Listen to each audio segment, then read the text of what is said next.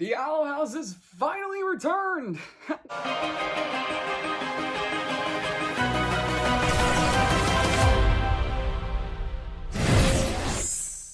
How is everyone doing today, guys? My name is T-Codes, and we're finally back with some Owl House content, at least in terms of vlogs. Owl House Season 2 has officially aired, and I'm already excited to see where we're going from here, because, in my opinion, there was a lot in this episode. So, yeah, let's just get right into this.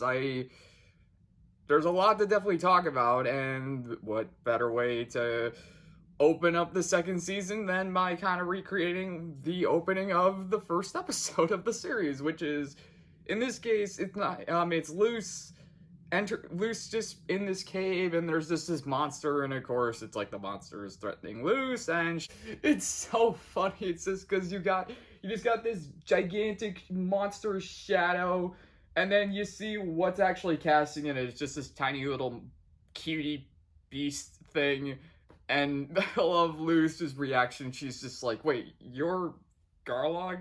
Like, she has the wanted poster, and it's much more menacing, much more threatening, and she sees what it actually is, and she's... This is pathetic.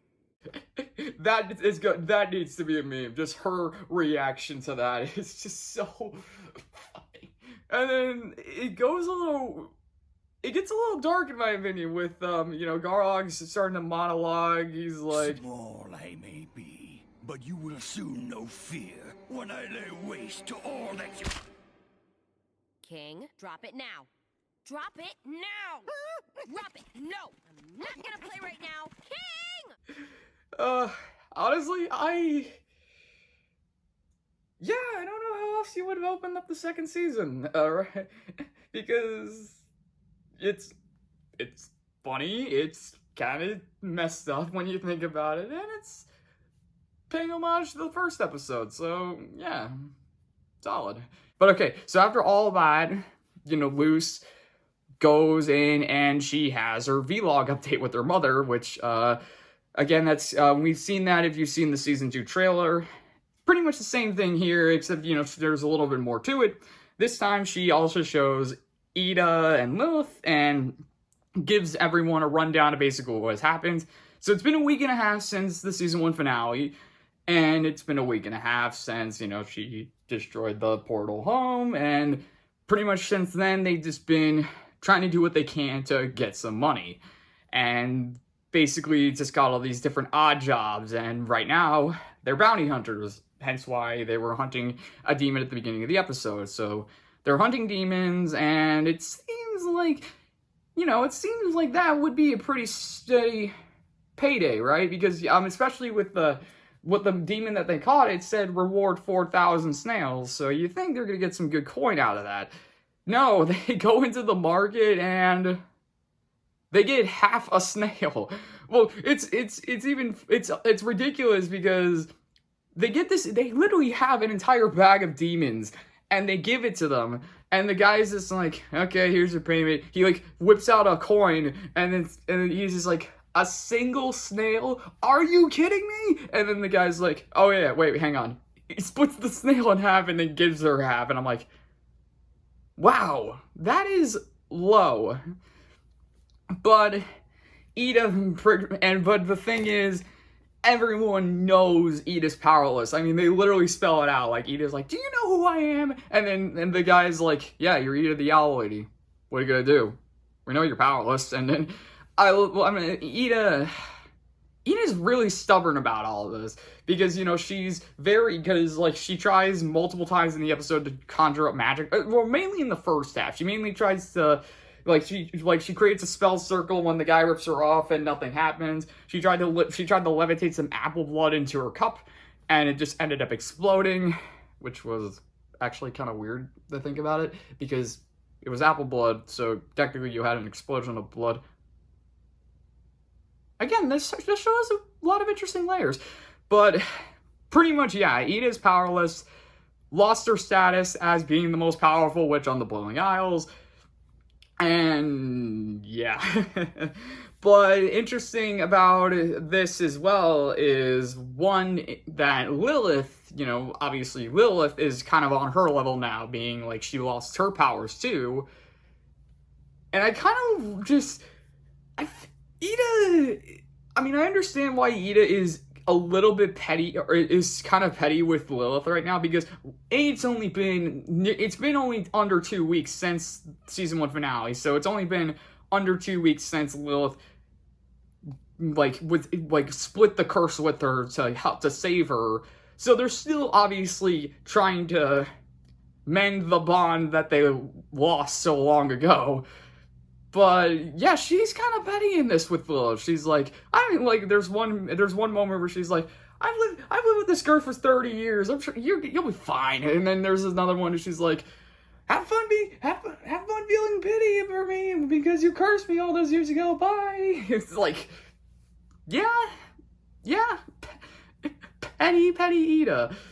But she also has a nice moment, or I say a nice moment with Lilith near the beginning as well, because when they're going through the market, there is a lot of Emperor's Coven, like, guards. There's a statue, and there's a Bella statue, and there's even new posters being put up for the Golden Guard, who is the spy that Emperor Bel's, like, signaled at the end of season 1, saying, like, he'll be keeping an eye on the inhabitants of the Owl House. So that's the name of the spy. I mean, that's like his title name, so the Golden Guard. So we don't know his real name yet. Kind of hoping we get his real name, but right now it's just the Golden Guard, so I might just call him Greg or something, because, you know, G. But Lilith pretty much sums it up, and it's kind of exactly what I was expecting. And, or in terms of, like, what kind of title he holds, I mean, the first thing I thought of when I saw him at the end of season 1, I'm like, okay, that's Azula. Like, you know, like, that was my first instinct. Like, okay, this is gonna be this, like, Azula-like character, you know, he's gonna show up in season 2, he's gonna be, like, this prodigy, he's gonna pretty much he'll always seemingly be one step ahead of the heroes. He might get beat here and there, but that's probably because he either got outsmarted for something that he didn't expect, or he's just too cocky.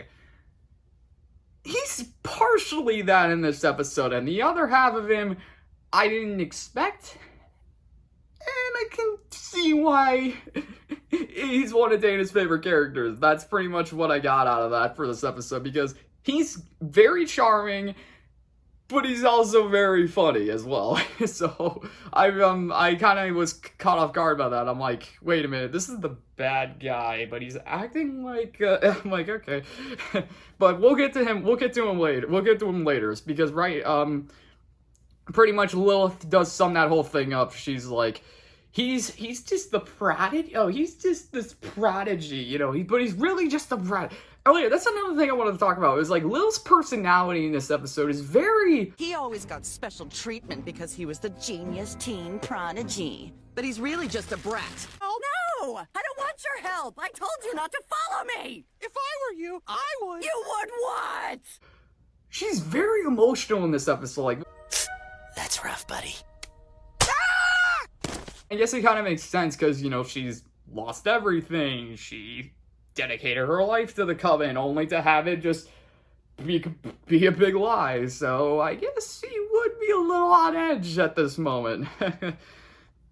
But yeah, so we get all that, and Luce, obviously through everything, is feeling super guilty about it, because, you know, she does see it as her fault, and she's not entirely wrong about it, you know, because, like, she basically said, she's like, you know, she was the one that snuck into the Emperor's castle to try and steal the healing hat, which led to Lilith capturing her and using her as bait to draw Ida out. And it's like, yeah, it's technically speaking, but at the same time, this was inevitably going to happen, because one, Ida's curse was getting worse, so eventually, sooner or later, she was going to lose her magic. It was just a matter of time.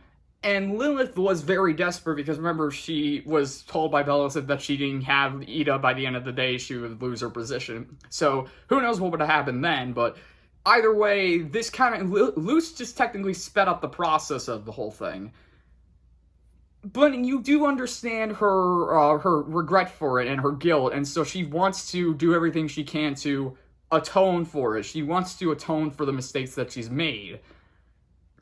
And so she does that by trying to go for the highest bounty rather than just hunting this little kid that's a pig that says... That's rough, buddy. That was either the most ingenious Avatar callback or the most ridiculous one-liner I can think of. Now, if they had Dante Bosco as the pig, then that would have been genius, but, you know. But yeah, so pretty much Luce says, you know what, we're low on money because we're low on money. Ida can't even afford her apple blood because she's so worried about me. I'm gonna make sure that we're gonna get all the money. So, the thing about Luce is, in this situation, it's still her character, which I like, because, you know, she's getting in over her head, but in this situation, but usually every time when she gets in over her head, it's for the right reasons. Like, when she decided to take on Grom because she didn't want Amity, because she wanted to help Amity. You know, when Willow was in the Grudgeby situation, she decided to take the punishment for her because she didn't want her friends to suffer. You know, so Luce always gets in over her head, but it is for the right reasons. This situation, you know, she's willing to kill this whale, seal, monster, puffer fish kind of creature called the Silky Damus, because there's a lot of money behind it. So she's like, if she can get that, she can make sure that Ida and Lilith don't go poor. And I kind of question how much money do they really have, because if we remember season 1, there were multiple times where they did get a lot of moolah. So, like, remember Bat Queen in Lost in Language? She gave him an entire chest of gold.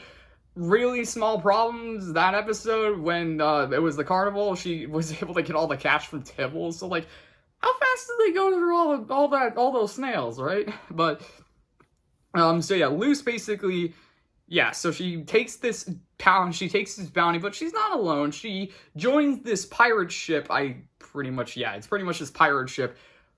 And the captain is Steve Bloom. I love that. I love it, Steve Bloom. And I love that he kind of has his Zeb voice from Star Wars Rebels. Like, the first line he said. You think you can handle this, squirt? I love that they got him for this. And I love how he's so... He is kind of like the pirate captain, you know? He's just like... He's like, don't be a burden, kid. Or squid. And obviously Luce has to earn the crew's respect. And she does, you know? I like how she... and King, I forgot to mention King is with her on this. They do they do the basics of being a pirate ship. You know, they scrub the barnacles off the side, they keep the fire going, and I love how she uses her glyphs, and she's actually getting really good with them too. Like,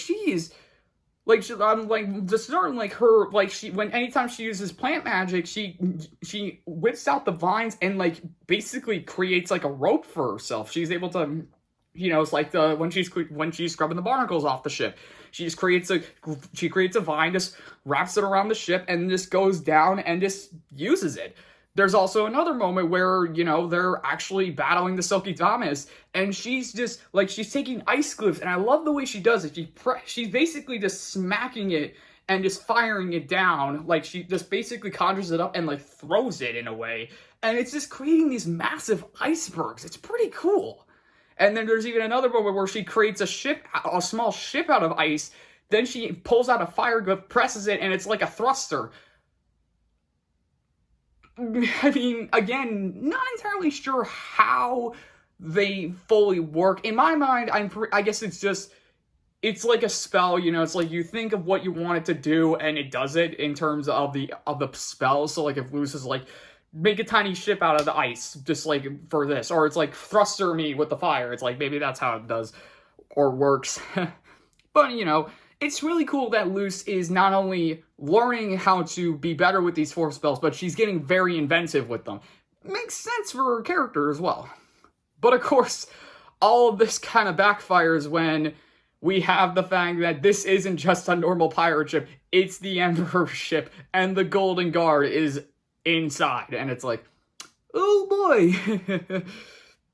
But all that is going on while there's another story to this, and that being Lilith trying to atone for her mistakes, and the first thing she's deciding to do to pay her debt, basically, is to help Ida in any way she can, because, you know, Ida leaves, and like I said, she leaves with that line of being, Have fun wallowing in self-pity and feeling bad for cursing me. Bye! it's actually an interesting other half, being that Lilith has to atone for her mistakes as well. I like that, how this episode is really focusing on the guilt and atoning for one's mistakes, while also realizing that just because you yourself are being stubborn enough to say, no, I have to do this alone, I made the mistake, I have to redeem myself for that, that doesn't mean you should just be blinded by that. As Ida even points out later on in the episode, your guilt is clouding your judgment to Luce. But Lilith, in this case, she figures one of the best ways to start atoning for herself is by at least helping Ida and Luce in every way she can. And in this case, she decides to try and find this potion, or create this potion that can help them spy on the Emperor's Coven, but unfortunately the ingredients she needs aren't exactly easy ones to get. But because Ida and Luce are not there, and not even King's there as well, it's her and Hooty. And Hooty is Hooty's very charming. He even makes a joke about with them because she wants to spy on the Emperor's Coven. She's like, you want to see who has crushes on on other people? We can give them cute couple names. And I'm like, that's the fan base in one frickin' sentence. It's just like all the different ships that we've seen for the Owl House fan base. It's like, yeah, but pretty much like Lilith says that she has to do it alone, and so she goes off. But Hooty's like, a good friend would respect her wishes, but a better friend would help her no matter what. So obviously he follows her, and it's kind of creepy too. Like, so Lilith has to get honey from these fire bees that are basically that. They're bees that are literally on fire, so very deadly. And at first she can't do anything about it because she tries to cast an ice spell, and all she gets is one little ice cube. So she pretty much feels hopeless, and she's like, what am I without magic? What am I without a coven? And Hooty then, I mean, there's no sound effect of Hooty like sprouting out from the dirt, so my assumption is he was just there the whole time and Lilith didn't notice, because he just basically said, he reveals himself and he's just there. Lilith just turns and it's just right there. And he's just got this smile, and I'm like, okay, either they forgot to add the sound effect of him bursting from the ground, or he's just very good at stealth. But Lilith once again brushes, or pretty much tries to get rid of him, and she throws all the different things at him, like saying, I told you not to follow me. What would you do in my situation? You have no idea what I'm going through. You're just some bird worm. And I'm like, okay, that hurts. I mean, Hooty, come on, he's just an innocent house. What is Hooty? And so she's like, she basically says, I have to do this alone, because if I can't, then what kind of witch am I? And I'm like, that's an interesting word to put there. I thought she was gonna say something else, like, if I can't do this alone, then what's the point of me trying to redeem myself, or something like that. I don't know. I'm trying to overcomplicate this whole thing, because this is a 22-minute episode. You know, you have to compact a lot of things into it. But pretty much that whole subplot is just her trying to, atone for herself, and coming to a realization that it's okay to have other people help you, even though you yourself are trying to redeem or pay your debt, basically. So as we find out, she learns that when Hooty comes in and saves her from the bees. So, but yeah, that's just a cute little subplot, because the main plot is Luce being on the pirate ship, and like I said before, they figure out, King figures out that this is a Emperor's Coven ship, and he actually gets captured by the Golden Guard. But Luce doesn't notice that because the Silky Dama shows up, so they have to deal with that. But that's when Ida breaks onto the ship and steals the money. So Luce goes after her because she doesn't know that it's Ida just yet.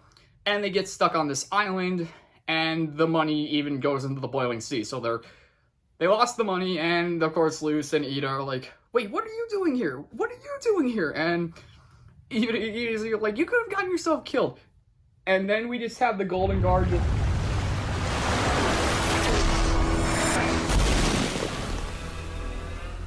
That can still be arranged.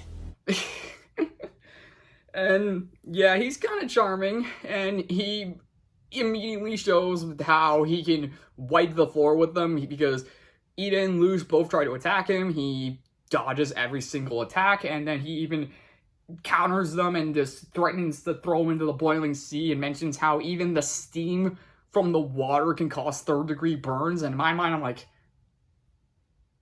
dang. And so basically what he does is he makes them an offer, basically stating that if they kill the Silky Damas, then they'll be free to go, you know, all of that.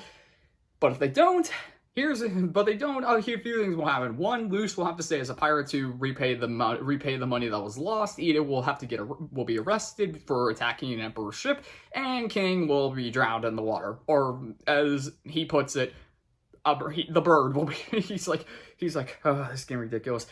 Go, alright, John the Bird. But yeah, so Luce and Ida are really put in a tough spot, but Luce, like I said before, because she's kind of clouded, her judgment's been clouded by guilt, she takes the offer and goes and tries to kill the Silky Damas, and she even spells it out to Ida why she's doing it. She's like, if it weren't for me, you wouldn't have been captured, you wouldn't have lost your powers, none of this wouldn't have been happening if I wasn't here. And she even says that to herself early in the episode. She's like, maybe things would have been better if I never showed up at all. And I'm like, dang. I mean, technically speaking, a lot of things would have happened if she didn't show up, but not a lot of them were good. I mean, to start, like, Amity would still be Amity would probably still be a bully. The Emperor's Coven would still be thriving. I guess the only difference would be Lilith and Ida, maybe. Who knows what would have happened there. But, yeah, it's kind of hard.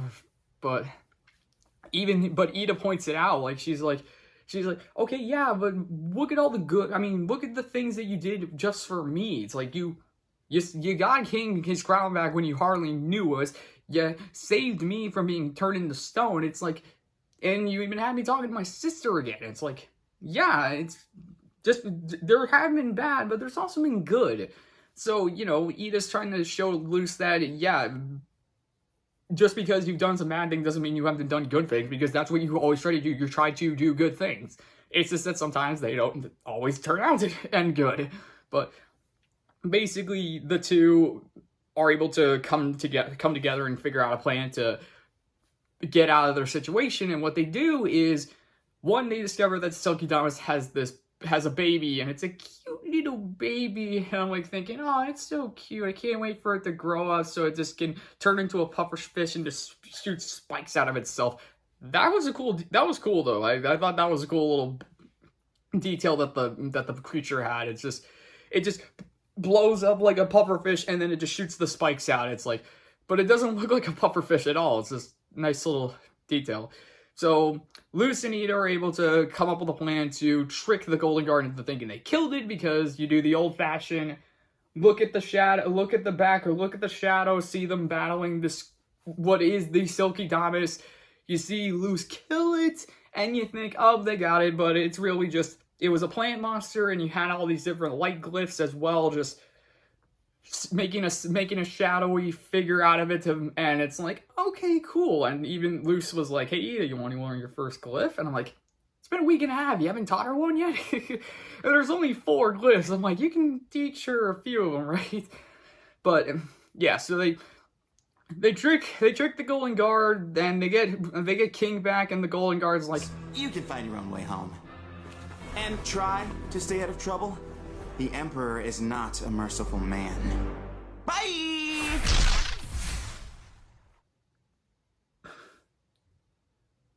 I honestly don't even know what that was. But I'll admit, the more times I hear it, the more I just like, okay, this guy's gonna be a charmer. Ugh. But yeah, so they get away, and then they also do get a nice little reward because they protected the Silky Damas, and Ida even tells her that it's not safe, that she has to keep moving out towards the sea, and the Silky Damas rewards them by spewing out all this gold slime-ish? I don't know. But yeah, so it seems like they're set on cash now because they got a really good reward out of it.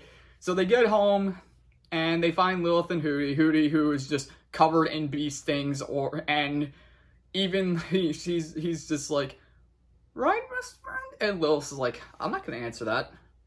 Hootsifer.